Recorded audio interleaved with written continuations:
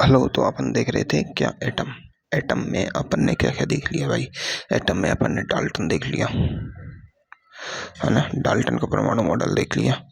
Dalton ने क्या क्या बात कही वो अपन समझ चुके थे बिल्कुल।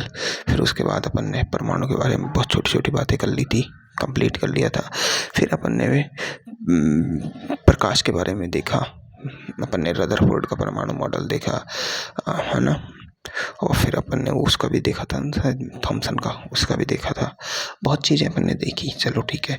अपन ने एक प्लैंक का क्वांटम सिद्धांत देखा। उसके अनुसार, प्लैंक के क्वांटम सिद्धांत के अनुसार प्रकाश है जो ऐसे तत्व रूप से, जो प्रकाश की जो ऊर्जा है, एनर्जी है, उसका जो उत्सर्जन है या अवशोषण है वो ऐसे तत्व रूप से क्वांटा के रूप में होता है। और उसकी जो एनर्जी होती है वो होती है एच म्यू, या अपन कह सकते हैं एच सी अपॉन लेमड़ा। ये चीज़ बात काम की थी, ठीक है। उसको एनर्जी को निकालने के लिए अपन ने 12,400 बटे लेमड़ा एंगस्ट्रॉम में ये वाला फॉर्मूला भी लिया था।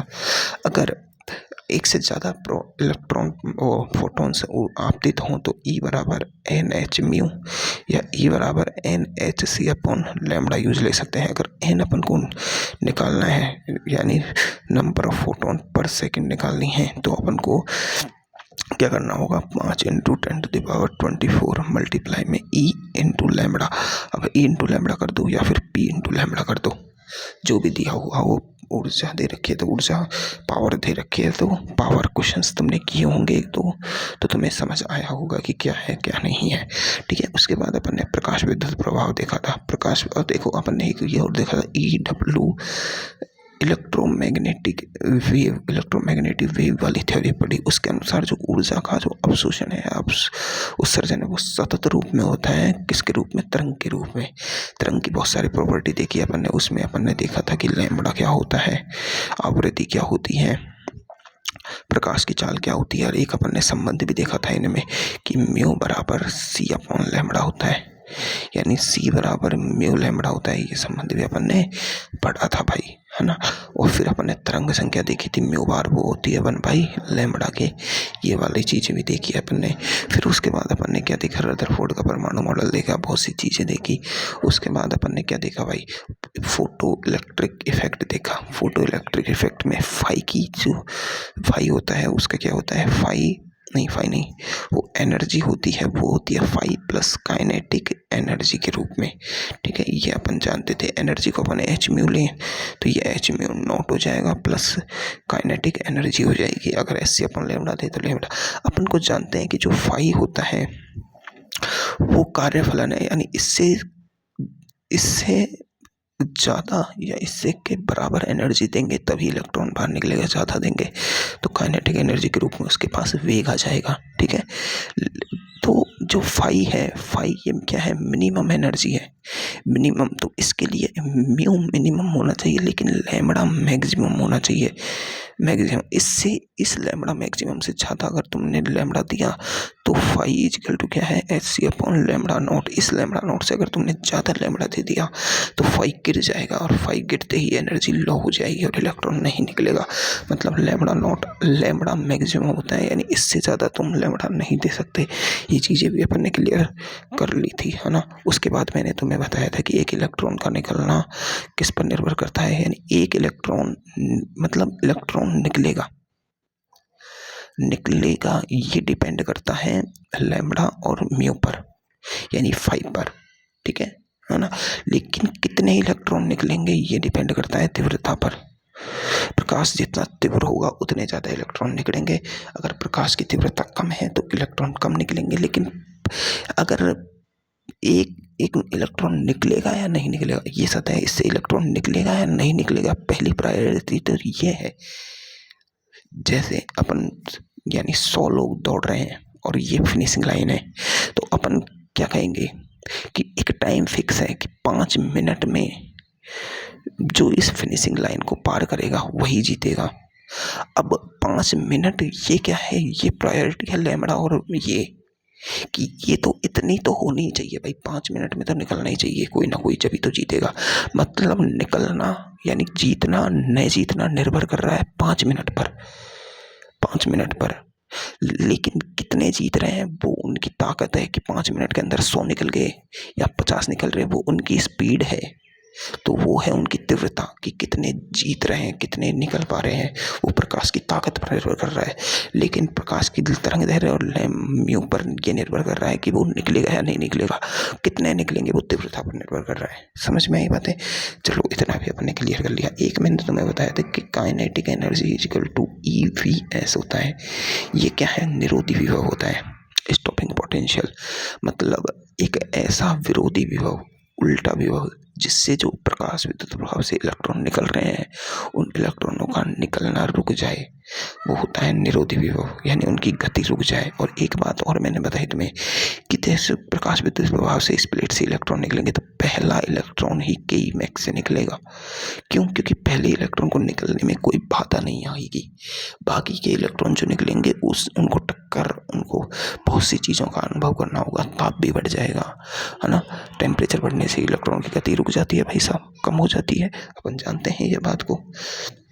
रेजिस्टेंस बढ़ जाता है ना ताप से, क्योंकि R बराबर क्या होता है? ρL/A। और ये जो रो है प्रतिरोधकता, वो ताप पर निर्भर करती है। प्रतिरोधकता, है ना, ताप पर निर्भर करती है। इस कारण समझ आई बात है तुम्हें? अब चलो इतना, चलो अपन ने क्लियर कर लिया। और मैंने तुम्हें एक विद्युत चुम्बकीय स्पेक्ट्रम भी बताया था कि उसमें गामा रे होती है, फिर एक्स रे होती है, फिर यूवी रे होती है, फिर विजुअल क्षेत्र होता है, फिर IR होता है, इंफ्रारेड, फिर होता है माइक्रोवेव होती है ना, और फिर रेडियो वेव होती है। Gamma ray, X ray, UV, ultraviolet, visual, infrared, microwave, और इधर जाने पर लैम्बडा बढ़ता है और म्यू घटती है। तो आवृत्ति जितनी कम होगी उसकी चाल उतनी कम हो जाएगी। समझ में आई बात है? तो सबसे तेज ये चलती हैं, सबसे ज़्यादा दूरी तक ये जाती हैं, सबसे धीरे कम दूरी तक ये जाती हैं, ये जाती हैं, ये जाती हैं, ये जाती हैं। समझ में आई बात है? आवृत्ति लैम्बडा बढ़ने से, अब देखो विजुअल में क्या आता है? विबग्योर, तो सबसे ज़्यादा लैम्बडा किसकी है? R की। तो ये सबसे दूर से दिखाई देता है ना। और विबग्योर, ये सबसे ज़्यादा अच्छा क्लियर दिखाई देता है। ब्लू, वो वायलेट क्यों? क्योंकि इसकी आवृत्ति ज़्यादा होती है। ठीक है, अब अपन को बात समझ आई। चलो अब अपन बात करते हैं किसकी भाई। और एक और याद रख लेना कि विबग्योर में 400 नैनोमीटर से 750 नैनोमीटर तक की लाइट आती है ना, तरंग दैर्ध्य। ठीक है, अब अपन बात करते हैं, देखो इस क्षेत्र को विजुअल क्यों कहा? क्योंकि इन्हीं 400 से 750 तरंग दैर्ध्य की लाइट को ही अपन देख सकते हैं। ना अपन इंफ्रारेड देख सकते हैं, ना अल्ट्रावायलेट लाइट देख सकते हैं। इंफ्रारेड को कौन देख सकते हैं? मगरमच्छ, है ना, ऐसी चीज़ें देख सकती है। कौन सी? मगरमच्छ जैसी, उल्लू, ये चीज़ें देख सकती हैं इंफ्रारेड लाइट को, है ना, जिनको सब चीज़ रेड कलर में दिखाई देता है इंफ्रारेड के कारण। अब अपन पढ़ेंगे बोर का परमाणु मॉडल। क्या? बोर का परमाणु मॉडल। देखो बोर साहब का परमाणु मॉडल अपन को पढ़ना है अच्छे से, इसमें बहुत टाइम लगेगा, बहुत बड़ा मॉडल है। तो देखो इसका पहले तो बेस देख लो क्या है। बेस क्या है? इसने चिरसम्मत भौतिकी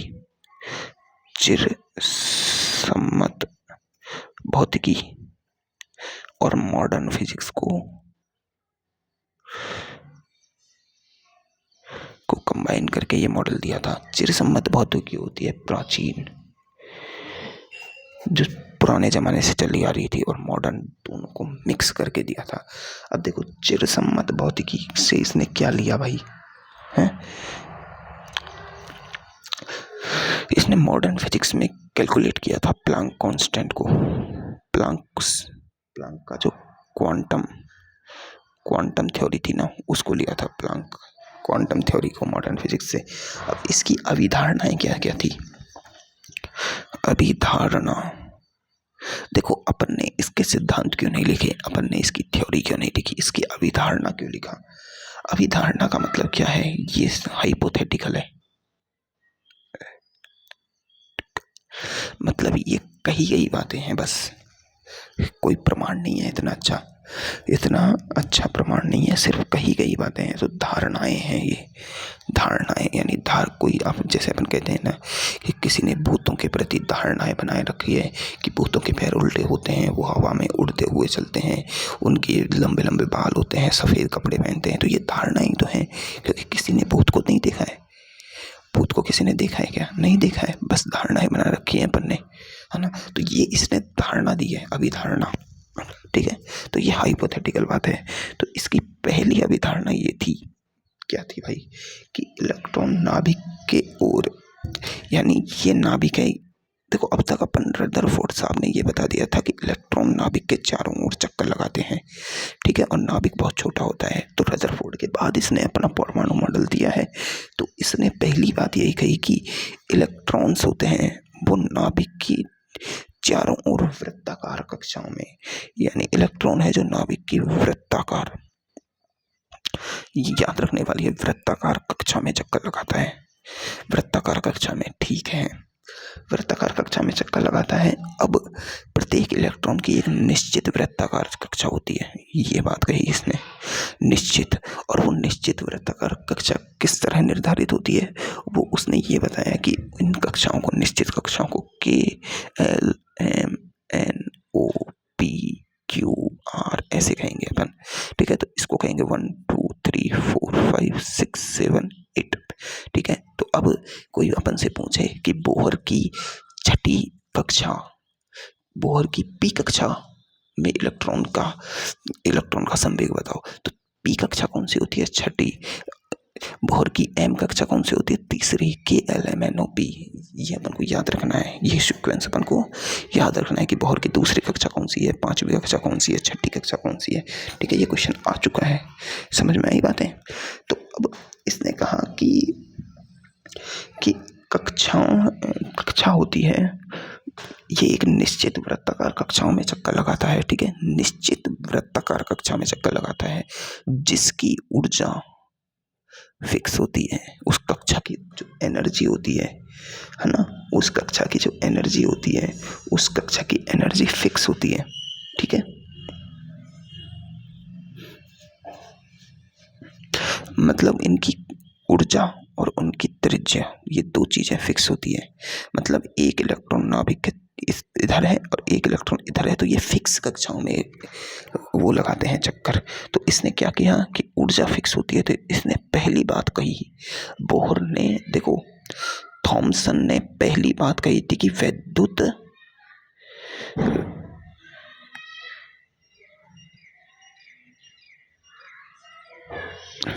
स्थिरता,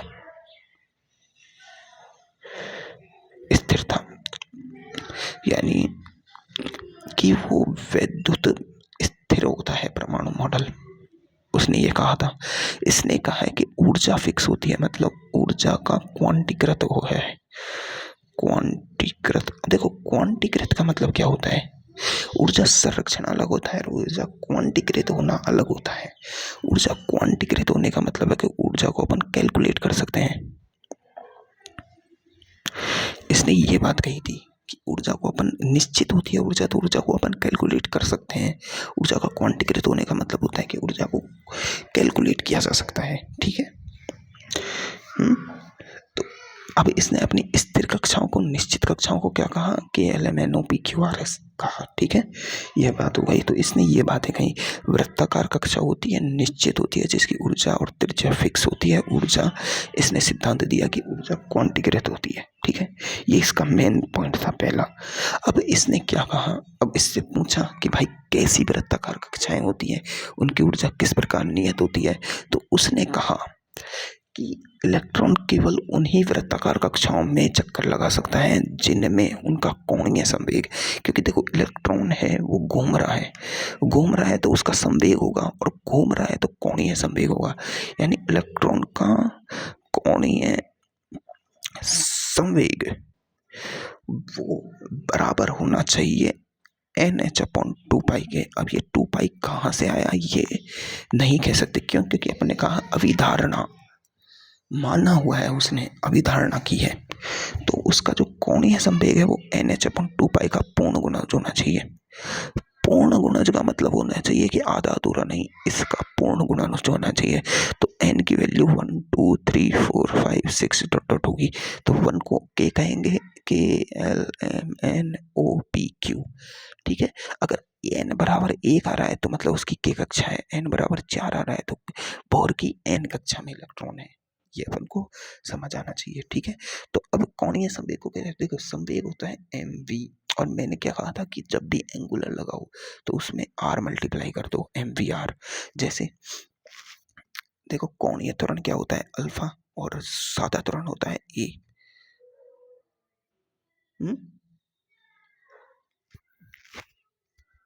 ए तो ए को आर अल्फा कर दो। ये देखो कोणीय वेग क्या होता है, ओमेगा, और वैसा वेग क्या होता है, वी। तो ओमेगा बराबर आर ओमेगा।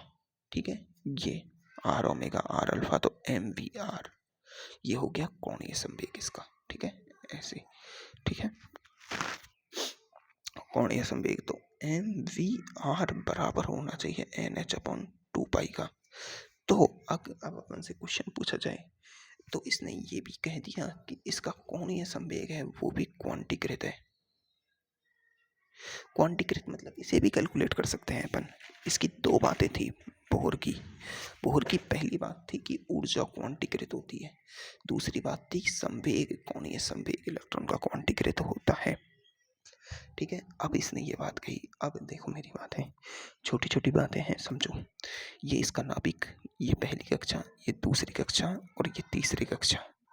तीसरी कक्षा इसकी क्या है, बाह्यतम कक्षा। ठीक है, अब एक बात बताओ, इलेक्ट्रॉन पहली कक्षा में गति कर रहा है, ये इलेक्ट्रॉन है। अब क्या होगा, अब तक देखो फोटो इलेक्ट्रिक इफेक्ट आ चुका था।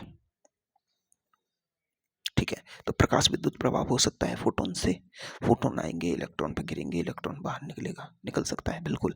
तो अब क्या होगा कि इसने कहा कि ऐसे कोई फोटोन आया जिसके पास लैम्डा नॉट भी है और म्यू नॉट भी है, मतलब वो इलेक्ट्रॉन को निकालने में सक्षम है, एक ऐसा फोटोन आया। ठीक है, तो फोटोन आया तो मतलब ऊर्जा का हुआ अवशोषण। अब देखो यहाँ ऊर्जा का अवशोषण हो रहा है तो उत्सर्जन भी होगा, क्योंकि कोई भी चीज ऊर्जा को एब्जॉर्ब करती है तो वो अनस्टेबल हो जाती है। ठीक है, तो वो स्टेबल होने के लिए ऊर्जा को निकालती है। देखो केमिस्ट्री फिजिक्स में कोई भी पदार्थ है, तत्व है, वो हमेशा निम्नतम ऊर्जा स्तर में रहना चाहेगा। निम्नतम ऊर्जा स्तर में रहने के लिए वो बॉन्ड बनाएगा, अपनी हर कोशिश करेगा। पूरी केमिस्ट्री में अपन ने ये सब चीज़ें देखी है, किसमें समवर्तता, ऑर्गेनिक केमिस्ट्री में अपन देख चुके हैं कि बहुत से कंपाउंड ऐसे होते हैं जो अपनी ज्यामिति तक चेंज कर लेते हैं, जैसे कि नौकाकार ले लेते हैं ताकि, और कुर्सी आकार ले लेते हैं। ठीक है, ये सब क्यों किया जाता है, कुर्सी आकार, नौका आकार क्यों लिया जाता है, ताकि वो स्टेबल हो सके, ऊर्जा का लेवल कम हो सके। ये सब चीज़ें इसलिए की जाती है। तो अब यहाँ ऊर्जा का अवशोषण हुआ तो ये क्या होगा, इलेक्ट्रॉन ऊर्जा का अवशोषण करके उच्च ऊर्जा स्तर में जाएगा। किस में जाएगा भाई साहब, उच्च ऊर्जा स्तर, यहाँ जा सकता है, यहाँ जा सकता है। अब ये हाई एनर्जी लेवल पर है, हाई एनर्जी लेवल पर है, तो फिर ये ऊर्जा का क्या करेगा, उत्सर्जन। उत्सर्जन किसके रूप में हो सकता है, हीट के रूप में हो सकता है, विकिरण के रूप में हो सकता है ना। उत्सर्जन करेगा और फिर से वापस निम्न स्तर में आएगा। तो अपन को एक बात समझ आई, अगर इलेक्ट्रॉन लो ऑर्बिट से यानी नीचे की कक्षा से अगर हाई ऑर्बिट में जा रहा है तो वो ऊर्जा का क्या कर रहा है, अवशोषण, है ना। अगर इलेक्ट्रॉन हाई ऑर्बिट से लो ऑर्बिट में जा रहा है तो वो क्या कर रहा है, ऊर्जा का उत्सर्जन। क्या कर रहा है भाई, ऊर्जा का उत्सर्जन। ये अपन को बात समझ आई। अब देखो ऊर्जा का उत्सर्जन या अवशोषण किसके रूप में होगा, एनर्जी के रूप में। वी नो ऑलवेज किसके रूप में होता है भाई साहब, एनर्जी के रूप में होगा। डेल्टा ई एनर्जी के रूप में, मतलब उसने ऊर्जा अवशोषित की, उसने ऊर्जा निकाली, कितनी अवशोषित की, जितनी वो उस फोटोन की एनर्जी थी उतनी। ये डेल्टा ई क्या थी, ये इसकी ई फाइनल थी और ये ई इनिशियल।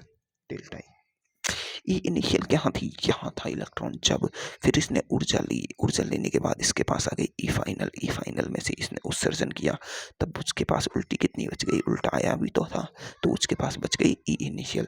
अब ये डेल्टा ई जो ई फाइनल ई इनिशियल है वो टोटल किसकी एनर्जी के बराबर होगी, फोटोन की एनर्जी, क्योंकि ऊर्जा संरक्षित होती है हमेशा, ऊर्जा कभी बढ़ नहीं सकती, घट नहीं सकती, तो इसने जितनी फोटोन की एनर्जी ली उसी को तो निकाला होगा, तो इज इक्वल टू फोटोन की एनर्जी, है ना, फोटोन की एनर्जी। अब delta E is equal to photon की एनर्जी क्या होती है, ई। अब delta E is equal to E क्या होती है, 5 प्लस काइनेटिक एनर्जी, क्या होती है भाई, 5 प्लस काइनेटिक एनर्जी, या फिर ई को अपन डायरेक्ट लिख सकते हैं एच सी अपॉन लैम्बडा, क्योंकि एच सी अपॉन लैम्बडा बराबर ही तो होता है H C upon lambda naught plus 1/2 M V square. तो ये तो डेल्टा ई यहाँ से अपन लिख सकते हैं एच सी अपॉन लैम्बडा। ये आया, समझ में आई बातें, एच सी अपॉन लैम्बडा, ठीक है। चलो तो अपन क्या कह सकते हैं कि E final minus E initial is equal to H C upon lambda होगा, ठीक है, बात आई समझ में, बिल्कुल। अब देखो सर ने क्वेश्चन किया है इसी बेस पर, इस बेस पे क्या क्वेश्चन किया है, पी कोश में इलेक्ट्रॉन का कोणीय संवेग क्या होगा। अब पी क्या कौन सा होता है, छठवां, तो छठवें में एन एच अपॉन 2 पाई, तो 6h अपॉन 2 पाई होगा। अब इसने क्या बताया कि बोर के अनुसार इलेक्ट्रॉन के कोणीय संवेग के लिए सही नहीं है, तो देखो एच अपॉन 2 पाई का पूर्ण गुणज होना चाहिए, तो देखो एच अपॉन पाई का पूर्ण गुणज चाहिए, तो पाई इसे 2 से मल्टीप्लाई करो तो 5 आ जाएगा, पूर्ण गुणज है, लेकिन ये नहीं है, देखो 2.5 बटे एच अपॉन 2 पाई है, 2 पाई तो 2.5, ये पूर्णता नहीं है, पूर्ण पूर्ण होना चाहिए, 2 पाई होना चाहिए, समझ में आई बातें। अब देखो इतना तुम्हें समझ में आना चाहिए बस। अब बोहर का परमाणु मॉडल तुमने समझ लिया है। देखो मैं छोटी छोटी बातें क्यों करा रहा हूँ, क्योंकि छोटी छोटी बातों का क्वेश्चन पैरामेडिकल में बनता है, ठीक है, इसलिए, ठीक है। इस चैप्टर से तुम्हें पता है जब सबसे टफेस्ट पेपर बना 2025 का, तब क्वेश्चन पूछा था कि डाल्टन का जो परमाणु मॉडल है वो किस पर निर्भर नहीं करता है, तो वो आंशिक दाब पर निर्भर नहीं करता है, ये क्वेश्चन आया था भाई साहब। अब देखो, अब इसका देखो, मेरी बात समझो। अब बोहर के परमाणु मॉडल के अनुप्रयोग देखो, बोहर का परमाणु मॉडल बताता है MVR इक्वल टू होता है NH अपॉन 2 पाई, ये इसने बात कह दी। इसने एक बात और कही, तुम्हें अभी तक तो समझ नहीं आई होगी, कि इसने कहा है कि जो नाभिक होता है उसके चारों ओर इलेक्ट्रॉन वृत्ताकार कक्षा में चक्कर लगाता है, वृत्ताकार। अब देखो एक वृत्ताकार पथ, इसे कहते हैं वृत्तीय गति, जो अपन पढ़ चुके हैं। वृत्तीय गति में एक कोई भी कण जब चक्कर लगाता है तो उसके पास कोणीय संवेग होता है, और उसके पास गति होती है, वेग होता है, कोणीय त्वरण होता है, तो उसके पास 2 बल होते हैं, एक बल जो उसे ऐसे चलाता है, एक बल जो उसे इधर खींच के रखता है, इस वाले बल को जो इधर खींच रहा है, और एक बल होता है जो इसे बाहर ले जाने की कोशिश करता है। जैसे कि एक धागा लो और मैं बीच में खड़ा हूँ, ये धागे से मैंने पत्थर बांध रखा है और ये घुमा रहा हूँ जोर जोर से, अगर धागा टूट जाए तो पत्थर बाहर जाएगा। अब वो बाहर क्यों गया, क्योंकि उस पर बाहर की तरफ बल लग रहा था, इसलिए वो बाहर गया। अरे कोई पत्थर टूटता है तो वो ऐसे ही तो जाता है बाहर की तरफ, ये थोड़ी ना है कि पत्थर यहाँ जाए टूटा और सीधा ऐसे गया, नहीं, वो बाहर जाता है, क्योंकि उसकी तरफ एक इधर बल लग रहा है, और वो इधर क्यों जा रहा है, क्योंकि अपन घुमा रहे हैं, तो हर पॉइंट पर उसका वेग कैसे गति कर रहा है, ऐसे ऐसे ऐसे ऐसे, हर पॉइंट पर उसका वेग की घटक बदल रहा है, लेकिन उसकी तरफ एक भार बल है, तो इसका बीच में जाएगा, परवलय पथ का अनुसरण करेगा, तो मतलब उस पर एक नाभिक और एक इलेक्ट्रॉन के बीच में एक बल तो लगता है आकर्षण का, जिसे कहते हैं एफ इलेक्ट्रोस्टैटिक फोर्स, ठीक है, वृत्ताकार कक्षा में, ठीक है। एक बल लगता है बाहर, उसे कहते हैं एफ सेंट्रीपिटल, वो सेंट्रीफ्यूगल, और वो होता है mv²/r, ये बल तुमने हमेशा पढ़ा होगा वृत्तीय गति में, बहुत सारी गतियों में तुमने एफ सेंट्रीपिटल फोर्स पढ़ा होगा, mv²/r। इसी फोर्स के कारण तो जो वो कुएं होते हैं, मौत का कुआं होता है, उसमें गाड़ियां घूम पाती हैं, क्योंकि वो गाड़ियां बाहर की तरफ दबाव लगाती हैं, किधर, बाहर की तरफ, तो वो नीचे नहीं जा पाता, क्योंकि स्पीड होती है तो वो बाहर की तरफ दबाव लगाती है। मैंने क्या बोला कि कोई भी चीज़ बंध के अगर चलती है तो बाहर की तरफ फोर्स लगता है उस पर, बाहर नीचे का फोर्स का तो कोई काम ही नहीं होता। इधर और इधर चल तो इस दिशा में रहा है तो बाहर फोर्स लगता है बाहर, और वही फोर्स उसे दीवार पर चिपका के रखता है। ठीक है, तो वो फोर्स होता है mv²/r, ये वाला फोर्स। तो देखो F इलेक्ट्रोस्टैटिक फोर्स क्या होता है, वही होता है कूलम्ब K Q1 Q2/r², है ना। इलेक्ट्रोस्टैटिक R क्या है, ये परमाणु की त्रिज्या है। ठीक है, ये बराबर किसके होगा, mv²/r के। ठीक है, अब देखो K को यहाँ CGS में लेंगे अपन, क्योंकि यहाँ एंगस्ट्रॉम में बातें होंगी, तो K CGS में 1 हो जाएगा, तो इसे छोड़ो। तो Q1 देखो, एक तो है धनावेश और एक है इलेक्ट्रॉन पर चार्ज होता है E का। ठीक है, इलेक्ट्रॉन पर Q1 जो धनायन है उसका खुद का भार होता है, क्योंकि इलेक्ट्रॉन का भार नगण्य मानते हैं लेकिन धनावेश का भार नगण्य नहीं माना जाता। इसका खुद का वजन होता है Z, और इस पर आवेश होता है इलेक्ट्रॉन के बराबर, तो इसे कहेंगे ZE और बाई r²/mv²/r। ठीक है, इससे एक r से एक r गया, तो ZE²/r बराबर mv²। एक समीकरण तो ये बन गया तुम्हारा। ठीक है, और एक समीकरण है तुम्हारा mvr बराबर NH/2π। समीकरण आ गए अपने पास 2। ये दोनों समीकरण तुम्हें याद होने चाहिए। ठीक है, दोनों समीकरण जब तुम्हें याद होंगे, ठीक है, जब तुम्हें ये दोनों समीकरण याद होंगी तब तुम यहाँ से क्या निकाल सकते हो, वेग और त्रिज्या। इलेक्ट्रॉन का कक्षीय वेग और इलेक्ट्रॉन की कक्षीय त्रिज्या। इलेक्ट्रॉन की कक्षीय त्रिज्या निकाल के दिखाता हूँ मैं, वेग तुम्हें निकाल लेना है। तो देखो, त्रिज्या निकालनी है तो इसमें अपन को वेग लेना है। यहाँ वेग ले लो, v बराबर NH/2πmr ले लिया, क्योंकि अपन को वेग हटाना है इसमें से और अपन त्रिज्या निकाल देंगे। तो इसमें अब इस वेग को पुट कर दो यहाँ पर, तो ZE²/r बराबर mn²h²/4π²m²r²। r से r गया, ये r इधर ले आओ, ये r आ गया, ये m से एक m काट दो, n²h²/4π²mZE²। ठीक है, अब देखो r त्रिज्या, ये r त्रिज्या का फॉर्मूला आ गया, कक्षीय त्रिज्या। ठीक है, इतना सा था बस, ये 2 फॉर्मूले याद होने चाहिए, इनको इधर उधर घुमाने से अपन को सब कुछ आ जाएगा। अब r निकाल लिया, देखो n क्या होती है, बोहर की कक्षीय त्रिज्या KLMNOP।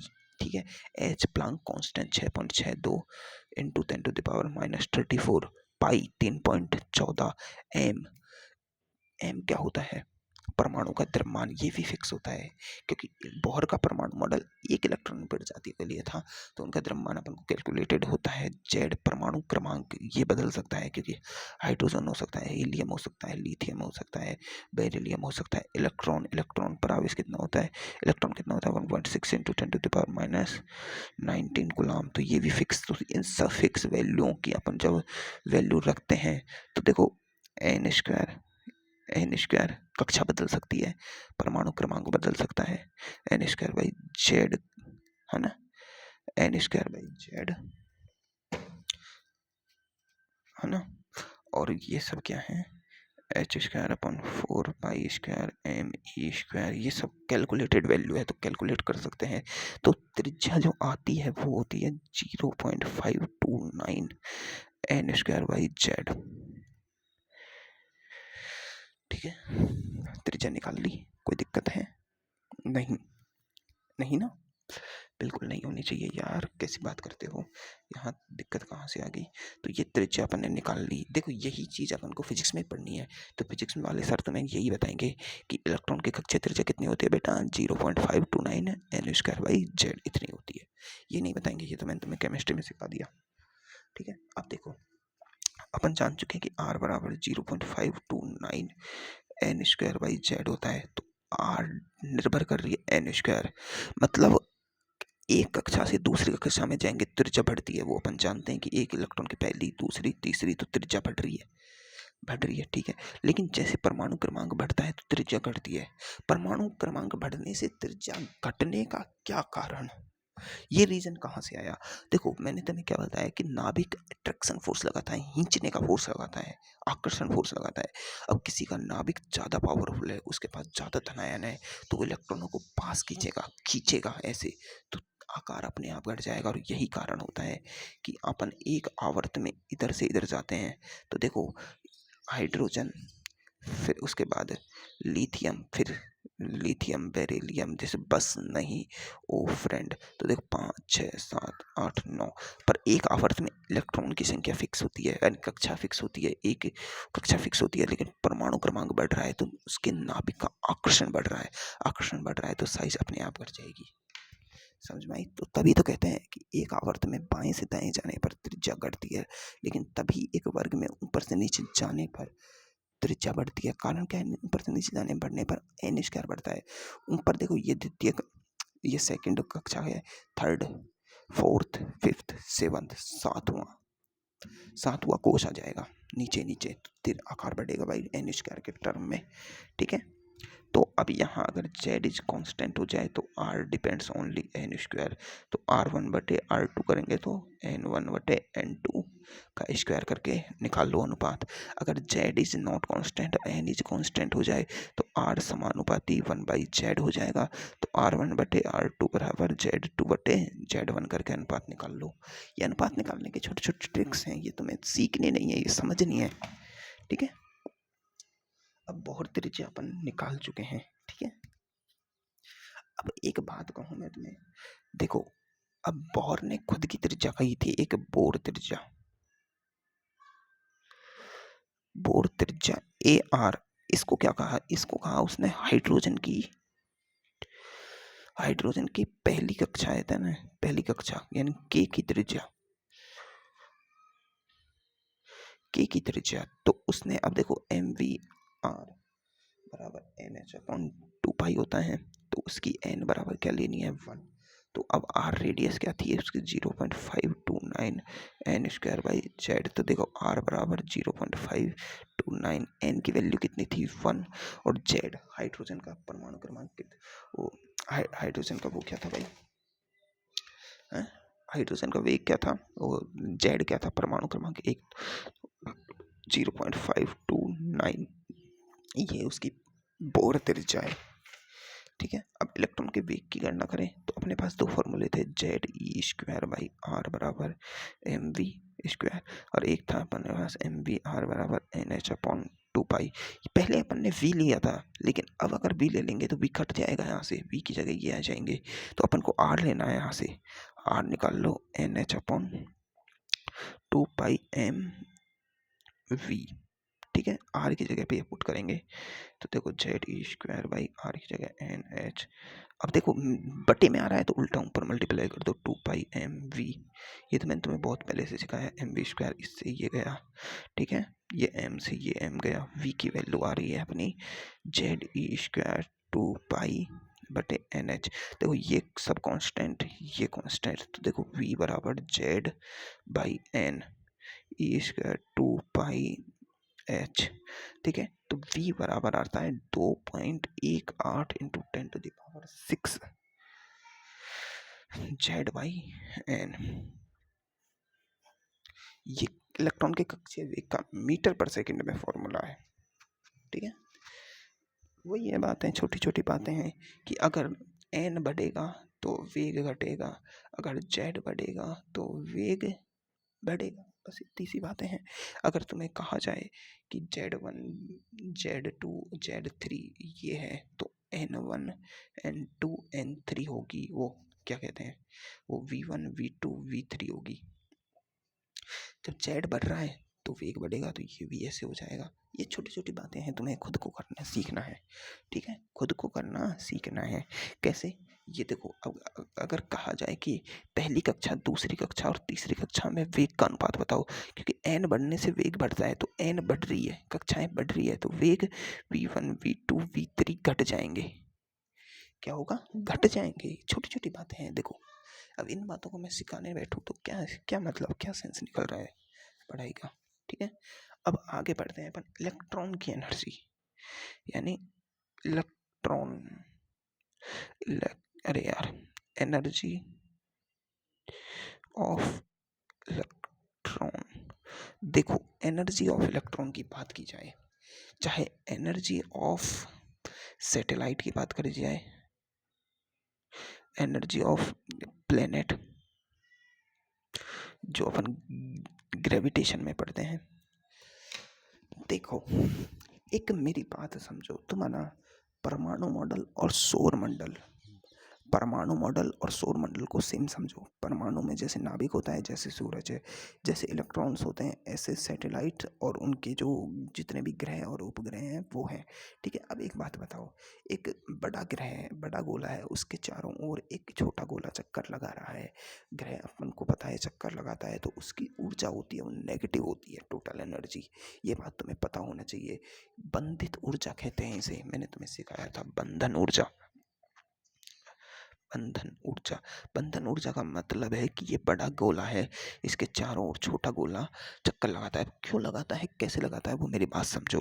देखो, बड़े गोले का क्या है, अट्रैक्शन फोर्स होता है, ग्रेविटेशन फोर्स होता है ना, ग्रेविटेशन फोर्स होता है। इस छोटे गोले का खुद का भी ग्रेविटेशन फोर्स होता है। तो क्या होता है, बड़ा गोला छोटे गोले पर आकर्षण लगाता है, तो छोटा गोला बड़े गोले पे भी आकर्षण लगाता है। मतलब दोनों का अट्रैक्शन फोर्स इस पॉइंट पर, ये इधर खींच रहा है, ये इधर खींच रहा है, मतलब विपरीत दिशा में है, विपरीत दिशा में है। अब क्या होता है, क्या होता है कि ये जो ग्रेविटेशन फोर्स है ये एक दूरी पर आकर, एक फिक्स डिस्टेंस पर आकर न्यूट्रलाइज हो जाता है। मतलब इस गोले के पास में आके ये हो गया न्यूट्रलाइज। क्या हो गया भाई, न्यूट्रलाइज। लेकिन अब ये न्यूट्रलाइज तो हो गया, पर इनमें होता है कंपन, क्योंकि एक दूसरे को खींचने की चाह होती है। क्या होती है, खींचने की चाह। और इसी कंपन को रोकने के लिए ये जो छोटा गोला है वो गति करने लग जाता है। मतलब ये एक फोर्स लगाता है, एफ सेंट्रीफ्यूगल बार M V square by R, और ये अंदर इसका ग्रेविटेशन फोर्स, या फिर कह सकते हैं इलेक्ट्रॉन का इलेक्ट्रोस्टैटिक फोर्स लगता है। क्योंकि इलेक्ट्रॉन और पॉजिटिव, ये धनायन होता है, ये इलेक्ट्रॉन होता है, इनके बीच आकर्षण भी तो होता है, तो वही वाला फोर्स होता है, तो ये इसको घूमने पर मजबूर कर देता है। यही इलेक्ट्रॉन में होता है, यही। तो मतलब यहाँ ये जो ग्रह है या फिर इलेक्ट्रॉन है ये बंधित है, मतलब वो ये घूमने के लिए बाध्य है। किसके कारण, उस नाभिक या उस सूरज के कारण वो ग्रह है वो बंधित है, बांधित है। अगर इस ग्रह को इतनी एनर्जी दे दी जाए कि इस कक्षा से बाहर निकल जाए तो ये इसके पास नहीं आएगा, नहीं घूमेगा, ये स्वतंत्र गति करेगा। तभी तो एक इलेक्ट्रॉन होता है, जो कक्षा में इलेक्ट्रॉन घूमता है, उसको अगर फोटोन दिया जाए तो वो उच्च ऊर्जा स्तर में चल जाता है, और उच्च ऊर्जा स्तर अगर ज़्यादा एनर्जी का फोटोन दिया जाता है बाहर भी निकल जाता है। क्यों, क्योंकि वो नहीं चाहता बंधित होना, बंधित होना कोई भी नहीं चाहता है। तो एक एनर्जी ऑफ इलेक्ट्रॉन की टोटल एनर्जी होती है वो नेगेटिव होती है। क्या होती है, नेगेटिव होती है, वो बंधित होता है। ये तुम्हें दिमाग में बात बिठा लेनी है। एक इलेक्ट्रॉन की एनर्जी नेगेटिव होती है। अब अपन जानते हैं कि एक टोटल एनर्जी क्या होती है, पीई प्लस के ई, मतलब उसकी स्थितिज ऊर्जा और काइनेटिक ऊर्जा का योग होती है टोटल एनर्जी। और वी ऑलरेडी नो ये होती है नेगेटिव। और अपन अच्छे से जानते हैं कि काइनेटिक एनर्जी नेवर भी नेगेटिव है। क्यों, क्योंकि इलेक्ट्रॉन गति कर रहा है तो उसके पास पॉजिटिव काइनेटिक एनर्जी है, पॉजिटिव काइनेटिक एनर्जी है। तो नेगेटिव, ये नेगेटिव है, ये पॉजिटिव है, तो इसकी ये पी है, ये भी नेगेटिव होगी। तभी तो ये पी ज़्यादा होगी और नेगेटिव होगी, तभी तो इन दोनों का योग नेगेटिव में टोटल एनर्जी आएगा।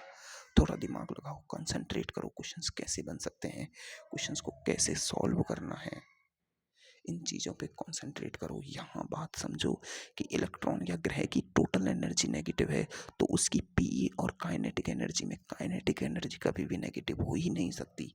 जब काइनेटिक एनर्जी नेवर भी नेगेटिव, तो पोटेंशियल एनर्जी को इस काइनेटिक एनर्जी से ज़्यादा और नेगेटिव होना चाहिए। तो मतलब एक इलेक्ट्रॉन के लिए उसकी टोटल एनर्जी होती है नेगेटिव, उसकी पोटेंशियल एनर्जी होती है नेगेटिव, उसकी काइनेटिक एनर्जी होती है पॉजिटिव। रुको, बंदर आ गए। समझ में आया तुम्हें, बात समझ में आई। काइनेटिक एनर्जी हमेशा पॉजिटिव होगी, पोटेंशियल एनर्जी नेगेटिव में होगी और ज़्यादा होगी, ज़्यादा होती है भाई साहब, ज़्यादा। तो अब तुम्हें काइनेटिक एनर्जी निकालनी है अपन को, काइनेटिक एनर्जी। तो देखो, अब अपन को इनकी एनर्जी निकालने का तरीका भी आना चाहिए। देखो अपने पास फॉर्मूला क्या है, Z²/R बराबर mv²। काइनेटिक एनर्जी होती है 1/2mv²। क्या होती है 1/2mv²। अरे कक्षीय गति यही तो होती है।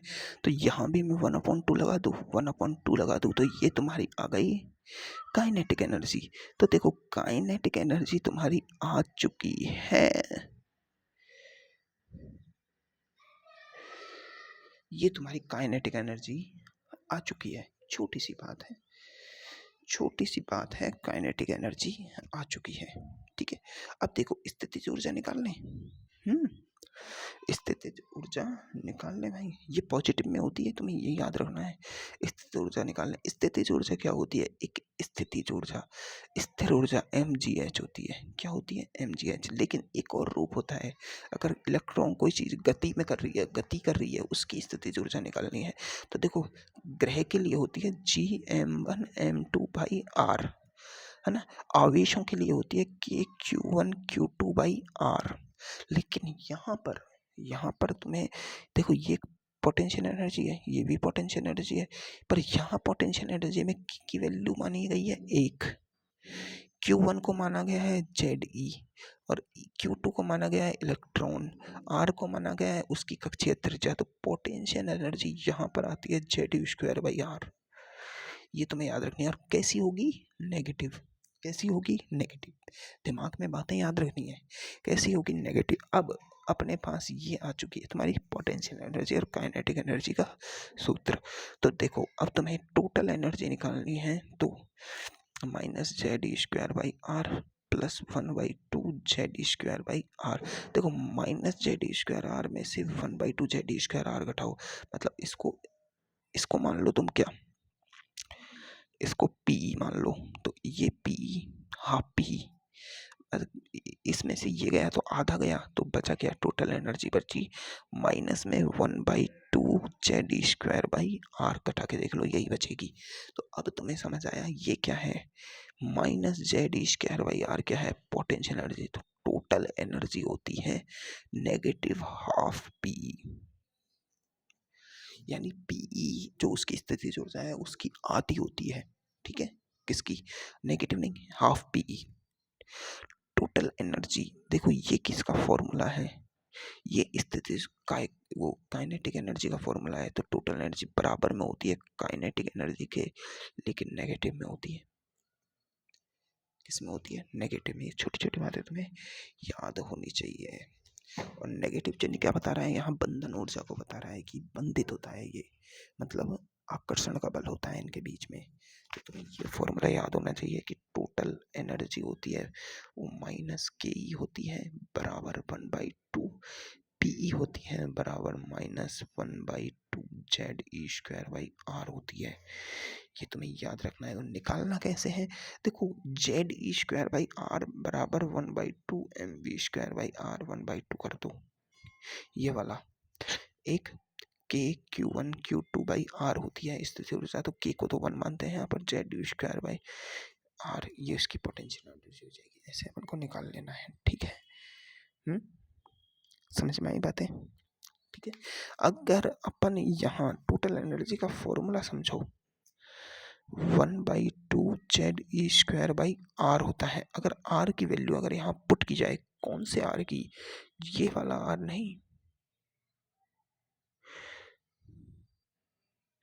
इसको बनाने से पहले जितने थे n², h², electron square, m जितने भी थे, उन सबको पुट करके बनाए अपन, पुट करके बनाए, तो वो जो फॉर्मूला बनेगा उससे अपन को एक चीज निकालनी है। तो अब देखो तुम्हें टोटल एनर्जी समझ आई, वो होती है -ke बराबर 1/2 Pe के। ये यहाँ भी वैलिड है, ये अपने उसमें भी वैलिड है। किसमें, उसमें वैलिड है या नहीं है मुझे नहीं पता, पर यहाँ तो वैलिड है। अब अनंत पर क्या होता है कि अगर एक इलेक्ट्रॉन बाहर निकल जाए, कक्षा से बाहर निकल जाए, तो उसकी टोटल एनर्जी है जो इस टाइम नेगेटिव में है वो हो जाएगी 0। 0 मतलब एक पॉजिटिव वैल्यू। पॉजिटिव वैल्यू होने पर क्या होता है, पॉजिटिव वैल्यू होने का मतलब इतना सा है कि उसके पास अब बंधन ऊर्जा नहीं है, उसकी नेगेटिव एनर्जी खत्म हो चुकी है। अब टोटल एनर्जी जीरो हो गई, तो उसकी जो ये टोटल एनर्जी जीरो हो गई, तो काइनेटिक एनर्जी भी जीरो हो गई और पोटेंशियल एनर्जी भी जीरो हो गई। समझ में आई? अनंत पर potassium sorry sorry potential energy ये मैक्सिमम होती है, ये मिनिमम होती है, ये मिनिमम होती है, नहीं मैक्सिमम होती है, sorry maximum. Minimum kinetic energy होती है, क्योंकि एक ही चीज़ नेगेटिव में है यहाँ पर, ये मिनिमम होती है। कैसे होती है मैं तुम्हें समझाता हूँ। देखो, ये नाभिक था, ये इलेक्ट्रॉन था, इलेक्ट्रॉन बाहर निकला और यहाँ जाके स्थिर हो गया, रुक गया। अब रुक गया तो काइनेटिक एनर्जी अपने आप जीरो हो जाएगी। यहाँ ये बंधित नहीं है तो इसकी टोटल एनर्जी क्या है? जीरो। यहाँ ये स्थिर अवस्था में तो इसकी पोटेंशियल एनर्जी भी जीरो है, लेकिन अधिकतम है, मैक्सिमम है। ये दोनों चीज़ इसकी मैक्सिमम है, ये मिनिमम है, क्योंकि वेग कर गति कर ही नहीं रहा, गति कर नहीं रहा, तो ये मिनिमम है इसकी। समझ में आई बात है? ठीक है। अब चलो, अब देखो, वी नो कि टोटल एनर्जी का फॉर्मूला आ रहा है अपना 1/2 ZE² नेगेटिव में, है ना। तो आर से अपन निकाल सकते हैं 0.529 N²/Z। तो इसको थोड़ा सा अगर मॉडिफाइड करके लिखे तो देखो, अपन जानते हैं कि आर का एक फॉर्मूला होता है, आर का फॉर्मूला क्या होता है रे? अरे बाबा, H²/4π² ME²N²/Z। इसको अपन ये मानते हैं 529, है ना, 529 मानते हैं इसको, है ना। तो ये आर का फॉर्मूला होता है। ये तुम्हें याद करना नहीं है, ये तुम्हें जरूरत पड़े जब निकाल लेना है। क्या करना है भाई? जरूरत पड़े जब तुम्हें निकाल लेना है। अभी इसकी जरूरत कैसे पड़ेगी मैं तुम्हें सिखाऊंगा, ठीक है, कि किस क्वेश्चन में इसकी जरूरत पड़ सकती है, ठीक है, ये मैं तुम्हें सिखाऊंगा। तो अब देखो, तुम्हें ये आर की वैल्यू याद रखनी है। ये वैल्यू तुम्हें इस फॉर्मूले में पुट कर देनी है। तुम्हें टोटल एनर्जी का फॉर्मूला ZE²/R। अब देख, बटे में है आर, तो ये ऊपर की चीज़ें बटे में लिख दो, नीचे H²N² मल्टीप्लाई में 4π² ME²Z। ठीक है, ये सब ऊपर चला गया। तो देखो, वही सब चीज़ें हैं, यहाँ पर भी एक कांस्टेंट वैल्यू आएगी, ठीक है, कांस्टेंट वैल्यू आएगी। ये देखो, 2 से ये कट जाएगा, ठीक है, बहुत सी चीज़ें कट जाएंगी, काटा पीटी करके नहीं, अपन को जो सिस्टम आएगा वो आएगा माइनस में, क्योंकि वैल्यू माइनस में है 13.6, ये तुम्हें याद रखना है। और ये होगा Z²/N²। इलेक्ट्रॉन वोल्ट पर एटम की एनर्जी में है ये, इलेक्ट्रॉन वोल्ट पर एटम, ठीक है। अब ये टोटल एनर्जी का तुम्हारा फॉर्मूला आ चुका है मेन, जो तुम्हें याद रखना है। ये चीज़ें बातें तुम्हें याद रखनी है कि टोटल एनर्जी बराबर माइनस काइनेटिक एनर्जी क्या होती है, 1/2 पोटेंशियल एनर्जी होती है। ये छोटी छोटी बातें तुम्हें याद रखनी है, फिजिक्स में भी याद रखनी है, यहाँ भी याद रखनी है। ये फिजिक्स में तुम्हें याद रखना है और यहाँ भी याद रखना है, क्वेश्चन बनेगा। अब देखो क्या होगा, तुम्हें टोटल एनर्जी का फॉर्मूला आ गया -13.6 Z²/N², और ये निकालते हैं अपन इलेक्ट्रॉन वोल्ट पर एटम में। तो देखो, एक बात तुम्हें याद रखनी है कि 1 इलेक्ट्रोवोल्ट होता है 1.6 × 10⁻⁻19 जूल। तो 1 जूल में कितने इलेक्ट्रोवोल्ट होते हैं?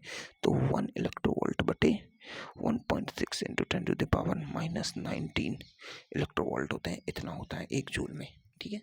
उल्टा करके दे दो, उल्टा दे दो, उल्टा, है ना। तो ये तुम्हें निकालना आ गया कि 1 इलेक्ट्रोवोल्ट में इतनी जूल होते हैं, ठीक है। ये तुम जूल में निकाल सकते हो, ठीक है, ये तुम्हें याद रखना है ना, ठीक है। अब मेरी बात समझो, मेरी बात समझो, ये किसके बराबर है? आवेश के बराबर ही तो है, आवेश के बराबर, है ना। तो देखो, ये तुम्हें टोटल एनर्जी का फॉर्मूला आया, ठीक है। अब हाइड्रोजन परमाणु के लिए अगर अपन बात करें टोटल एनर्जी की, तो देखो, हाइड्रोजन परमाणु का Z कितना है भाई? 1।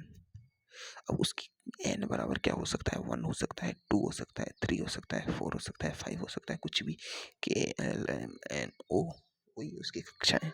तो हाइड्रोजन परमाणु की पहली कक्षा के लिए टोटल एनर्जी क्या होगी? -13.6 Z², 1, का स्क्वायर बटे 1 का स्क्वायर, इस खत्म, ये हो जाएगी -13.6 इलेक्ट्रॉन वोल्ट पर एटम। पहली कक्षा की ऊर्जा समझो, हाइड्रोजन की पहली कक्षा की ऊर्जा, पहली कक्षा की, दूसरी कक्षा की ऊर्जा। अब इसको कैसे करना है, 13.6, एक ऊपर तो एक है, नीचे दो, दो दूनी का 4, काट दो, ये आएगी लगभग 5 -3.4 इलेक्ट्रोवोल्ट पर एटम। तीसरी कक्षा की ऊर्जा -13.6 इंटू 1/3, 9, ये आएगी -1.51 इलेक्ट्रोवोल्ट पर एटम। चौथी कक्षा की ऊर्जा याद नहीं रखना है, कैलकुलेट कर लेना है ना छोटा, -13.6 इंटू 1/16, 4 चक्कू 16, है ना, तो ये आती है 0.85 इलेक्ट्रोवोल्ट पर एटम। तुम ऐसे 10वीं कक्षा की निकाल सकते हो, -13.6 इंटू 10⁻100, 1/100 निकाल सकते हैं ना, निकाल सकते हैं भाई सब, बिल्कुल। तो देखो पहली कक्षा की ऊर्जा आई, कुछ समझा तुमने, पहली कक्षा की ऊर्जा आई -13.6 इलेक्ट्रोवोल्ट पर एटम। दूसरी कक्षा की ऊर्जा आई -33.4 इलेक्ट्रोवोल्ट पर एटम। तीसरी कक्षा की ऊर्जा आई 1.51 इलेक्ट्रोवोल्ट पर एटम। चौथी की आई 0.85 इलेक्ट्रोवोल्ट पर एटम। देखो पहली कक्षा, दूसरी कक्षा, तीसरी कक्षा, चौथी कक्षा, जैसे जैसे बाहर जा रहे हैं ऊर्जा पॉजिटिव की तरफ बढ़ रही है, मतलब ऊर्जा देखो जितनी दूर जा रहे हैं उतनी ऊर्जा पॉजिटिव की तरफ जा रही है, मतलब ऊर्जा पॉजिटिव की तरफ जाना मतलब इलेक्ट्रॉन कम बाधित है, बाहर के इलेक्ट्रॉन कम बंधित होते हैं, अंदर के इलेक्ट्रॉन ज़्यादा एनर्जी से बॉन्डेड होते हैं, तो टाइटली बॉन्डेड होते हैं, यही तो कारण है। और ई अनंत पर एनर्जी हो जाती है 0, क्योंकि इलेक्ट्रॉन मुक्त हो जाएगा अनंत पर, क्या हो जाएगा, मुक्त हो जाएगा। ठीक है, तो अब एक बात बताओ, यहाँ तुम्हें थोड़ी सी बातें समझो, थोड़ी सी बातें समझो। इलेक्ट्रॉन की पहली कक्षा, दूसरी कक्षा, तीसरी कक्षा, चौथी कक्षा, हाइड्रोजन की पहली कक्षा की ऊर्जा 13.6, दूसरी कक्षा की ऊर्जा 3.4, 5.1 और 0.85। ये पहली की है, दूसरी की है, तीसरी की है, चौथी की है, और अनंत की क्या है भाई साहब, अनंत की क्या है भाई साहब, अनंत की क्या है, 0। अब मैं पहली कक्षा से, इसको कहेंगे अपन मूल कक्षा, मूल कक्षा, फिर पहली, फिर दूसरी, फिर तीसरी, ऐसे कहेंगे मूल कक्षा। मूल कक्षा से मैं इलेक्ट्रॉन को अंतिम एनर्जी में लेके जाऊं, तो पहली कक्षा की एनर्जी है -13.6 और अंतिम अनंत की है 0, तो अनंत में से E1 घटाओ तो 0 -13.6, तो अपन को चाहिए 13.6 इलेक्ट्रॉन वोल्ट पर एटम एनर्जी। इतनी एनर्जी दो पहली कक्षा के इलेक्ट्रॉन को, तो वो अनंत पे चला जाएगा और अनंत पे जाके मुक्त हो जाएगा। समझ आई बातें, अनंत पे जाके मुक्त हो जाएगा। समझ आई बातें, छोटे छोटे क्वेश्चन समझ आए, ठीक है। अब मैं दूसरी ई अनंत में से E2 घटाऊं तो मुझे 0 -3.4, मुझे इसको 3.4 इलेक्ट्रॉन वोल्ट पर एटम एनर्जी देगी। अनंत वाले में से मैं E4 घटाऊं तो मुझे -0.85, मुझे इसको 0.85 इलेक्ट्रो वोल्ट पर एटम एनर्जी देनी होगी। और यह एनर्जी कम नहीं है, 1 जूल कार्य करने के लिए अपन को बहुत ज़्यादा बल लगाना पड़ता है, कि एनर्जी कम नहीं है, बहुत ज़्यादा है भाई, हकीकत देखा जाए तो, है ना। ठीक है, अब एक बात बताओ, छोटे छोटे क्वेश्चंस कर लोगे तुम, कि इलेक्ट्रॉन को अब तुमसे कहे कि हाइड्रोजन के चौथी कक्षा में कोई इलेक्ट्रॉन है तो उसकी एनर्जी कितनी होगी, निकाल सकते हो, निकाल सकते हैं भाई साहब। कैसे निकालेंगे, एनर्जी का फॉर्मूला क्या है, -13.6 इंटू Z²/n², ये फॉर्मूला लगाओ। जेड हाइड्रोजन का 1 है, अगर हीलियम का पूछा जाए तो 2 है, लिथियम का पूछा जाए तो 3 है, बेरिलियम का पूछा जाए तो 4, इससे ज़्यादा नहीं आएगा। लिथियम +3 लिखेगा, हीलियम +2 लिखेगा, बेरिलियम +4 लिखेगा, तब जाके बनेगा, क्योंकि बोहर का परमाणु मॉडल सिंगल इलेक्ट्रॉन प्रजाति के लिए काम आता है, सिंगल, एक इलेक्ट्रॉन प्रजाति के लिए काम आता है, ठीक है। तो अब क्योंकि 3 इलेक्ट्रॉन निकाल देंगे तो 1 बचा, 2 निकाल देंगे तो 1 बचा, है ना? समझ में आई बात है? अब देखो यहाँ तुम z बराबर 1 रखो, 2 रखो, 3 रखो, 4 रखो, वो तुम्हारे ऊपर डिपेंड करता है। यहाँ तुम्हारे n स्क्वायर, सॉरी ये n प्लस हीलियम प्लस 1, ये +2 और ये +3, सॉरी तीनों निकाल देंगे तो 3 तो इलेक्ट्रॉन है, इसके पास 0 बचेगा ना, सॉरी गलत। और n उसकी पहली कक्षा, उसकी दूसरी कक्षा, उसकी तीसरी कक्षा, चौथी कक्षा, जो पूछा जाए वो रख के नहीं सॉल्व कर देना है। अब अपन देखो ये E है वो समानुपाती है z स्क्वायर के, और E है जो समानुपाती है 1/n² के। अगर n की वैल्यू बढ़ाई जाए तो एनर्जी की वैल्यू कम होगी, z की वैल्यू बढ़ाई जाए तो एनर्जी की वैल्यू बढ़ेगी। छोटी सी बात है, तो छोटी सी बात है ना, छोटी सी बात है मेरे भाई। चलो तो अब ये छोटे छोटे क्वेश्चंस तुम कर लेना, जो बन रहे हैं वो तुम कर लेना, नहीं हो तो मुझसे पूछ लेना। ऐसे छोटे छोटे क्वेश्चंस तुम आराम से कर सकते हो। अब तुम्हें मैं कुछ चीज़ें सिखा देता हूँ। अब देखो अपन ये बोहर परमाणु मॉडल के लास्ट पे आ चुके हैं, है ना? बोहर परमाणु के मॉडल के लास्ट पे आ चुके हैं और अभी चैप्टर तो बहुत बच रहा है।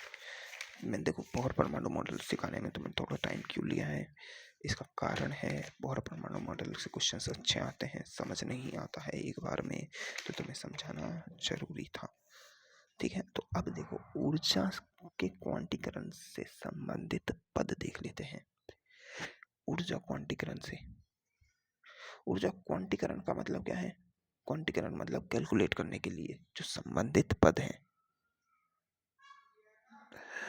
संबंधित पद है, और ये किसके लिए वैलिड है? ओनली सिंगल इलेक्ट्रॉन, 1 इलेक्ट्रॉन युक्त प्रजाति के लिए वैलिड है। अब 1 इलेक्ट्रॉन युक्त प्रजाति कौन सी है? हाइड्रोजन है, हीलियम +1 है ना, लिथियम +2 है, बेरिलियम +3 है। इसका परमाणु क्रमांक 1, इसका 2, इसका 3, इसका 4, ये जेड की वैल्यू है। ठीक है, समझ आई बातें? चलो तो अब देखो मेरी बात तो तुम समझ लो। अगर n की वैल्यू तुम्हें दी जाए और कहा जाए कि मूल अवस्था, मूल या आधा अवस्था, तो उसमें n की वैल्यू माननी है 1। ठीक है, आधा अवस्था में, ठीक है, मूल अवस्था खाई जाए, आधा अवस्था खाया जाए तो 1। फिर कहा जाए कि पहली उत्तेजित अवस्था, तो पहली उत्तेजित अवस्था होगी कक्षा 2, द्वितीय उत्तेजित अवस्था होगी कक्षा 3, तृतीय उत्तेजित अवस्था होगी कक्षा 4, ऐसे चलेंगे। ठीक है, एक्साइटेड स्टेज। तो अब तुमसे कहा जाए कि भाई मूल अवस्था में जाओ तो n बराबर 1 लेना है। जैसे तुम्हें कहा जाए कि हीलियम प्लस की द्वितीय उत्तेजित अवस्था यानी एक्साइटेड स्टेज सेकंड की एनर्जी निकाल के दो, तो एक्साइटेड स्टेज सेकंड मतलब n बराबर 3 लेना है और हीलियम में z बराबर 2 लेना है। ठीक है, अब एनर्जी निकाल लो। एक्साइटेड स्टेज 2 की एनर्जी निकाल रहे हैं तो -13.6 जेड स्क्वायर, जेड की वैल्यू कितनी है भाई? 4 का स्क्वायर और 9 का स्क्वायर, कैलकुलेट करके आंसर दे दो। ये है तुम्हारा मतलब समझने की बातें। ठीक है, बिल्कुल समझ आई बातें? बिल्कुल समझ आई ना बातें? ऐसे ही तुम्हें कहा जाए लिथियम की मूल अवस्था की एनर्जी निकालो, तो लिथियम की मूल अवस्था की एनर्जी निकालनी है तो लिथियम का जेड कितना होता है? 3 3 3